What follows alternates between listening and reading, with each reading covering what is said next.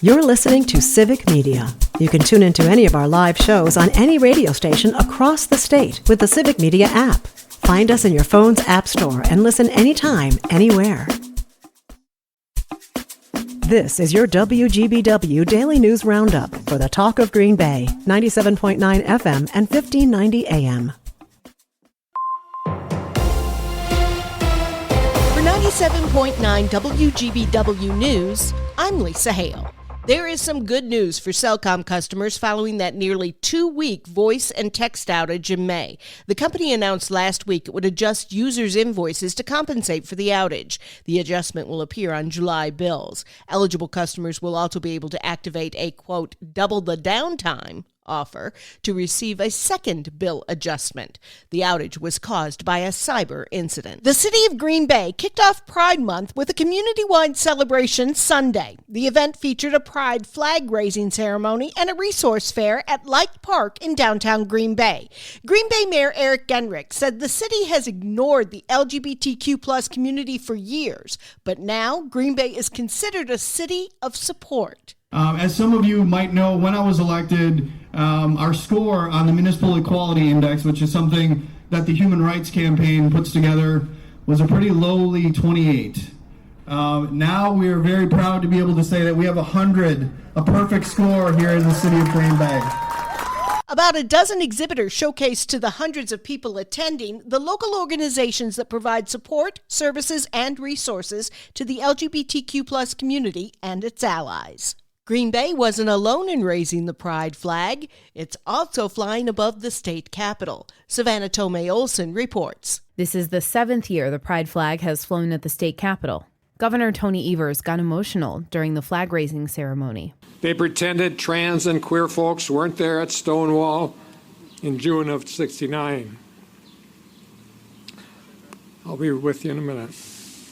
They told trans folks and veterans willing to fight and die for our freedom and theirs that their patriotism is not wanted and never mattered.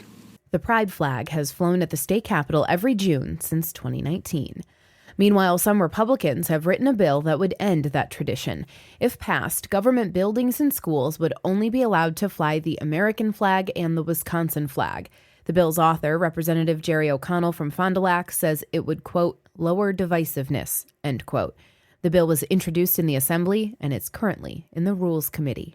For Civic Media News, I'm Savannah Tomei-Olson. Brown County officials announced some good news where the coal pile drama in downtown Green Bay is concerned late Friday.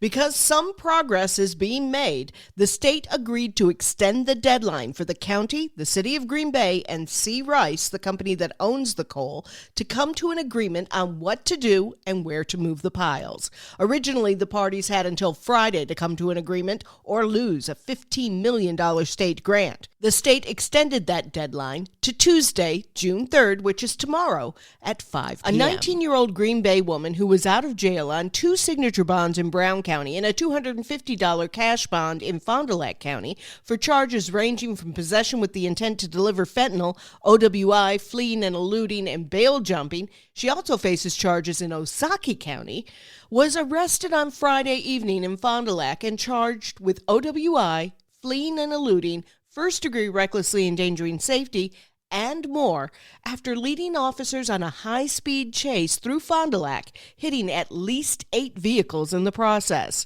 One hit SUV caught fire near North Main and Division. The driver continued before stopping her vehicle as it, too, caught fire.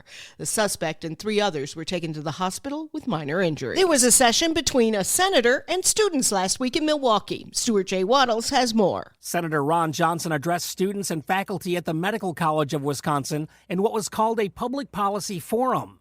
In the just over an hour event, Johnson emphasized a need for fiscal responsibility and transparency in healthcare. The senator talked about his own experience at Children's Hospital and told a story about his daughter getting life-saving treatment. Johnson called for reforms to Medicaid, arguing that current policies risk the program's sustainability. There's been some movement in court for Judge Hannah Dugan's case. Joanne Krulatz has more. Attorneys for the Milwaukee County judge charged with interfering with immigration agents say she is immune from prosecution.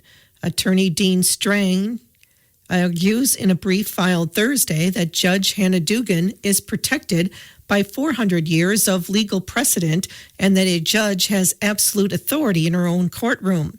The brief states that Dugan's arrest by the FBI is a federal overreach and a violation of the 10th Amendment, which lays out states' rights to their own governance.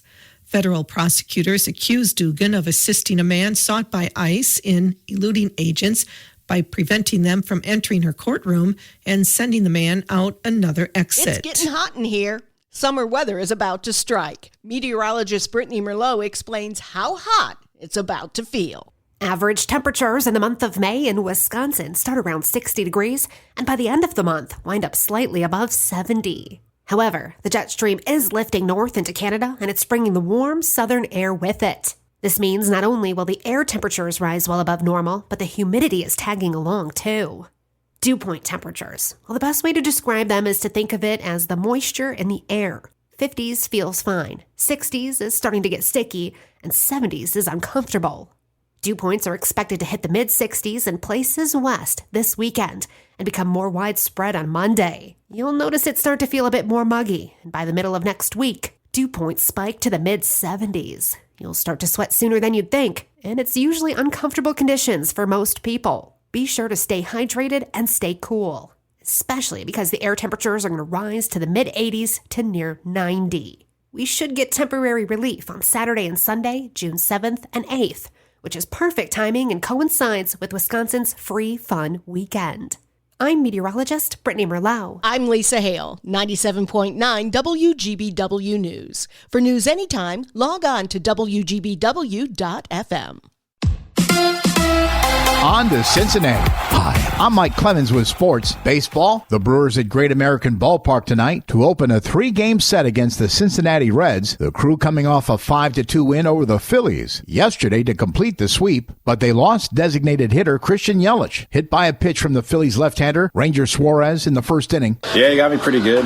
I hit the knob a little bit, just crushed the bottom of my hand also, so it is what it is. That stuff happens, but swelled up and made it tough to grip the bat. And, it's your bottom hand, so you don't have that. It's not strong enough, so made it tough, but yeah, I assume, hopefully. X-rays after the game were negative. In golf, Maja Stark of Sweden, the winner of the Women's U.S. Open at Erin Hills in Wisconsin. She says she reached out to her coach at the start of the week for some last-minute pointers. Before this week, I was worried that I wasn't really going to play decent golf for a while because it felt like it was so far away. So this just feels huge, and I'm so happy. I had my coach here this week, and I texted him a couple of things, and I said, what do I do if my putting feels like this? And he just nailed the advice this week. That's golfer Maja Stark. With sports, I'm Mike Clemens.